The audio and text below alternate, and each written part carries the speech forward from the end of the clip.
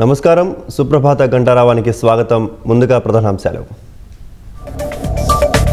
కడప జిల్లాలో చేనేత కార్మికుడికి నేడు పింఛన్ అందించనున్న సీఎం.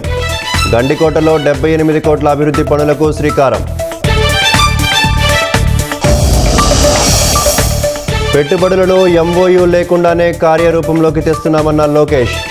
సింగపూర్ పర్యటన ఫలాలు త్వరలో రాష్ట్రానికి దక్కుతాయని వెల్లడి. లిక్కర్ స్కామ్లో అనుబంధ ఛార్జ్ షీట్కు సిద్ధమైన సిట్.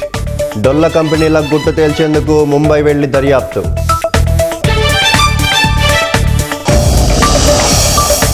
బీహార్లో ఓటరు జాబితా ముసాయిదా నేడు విడుదల. ఫిర్యాదులు చేసేందుకు సెప్టెంబర్ 1 వరకు ఈసీ గడువు.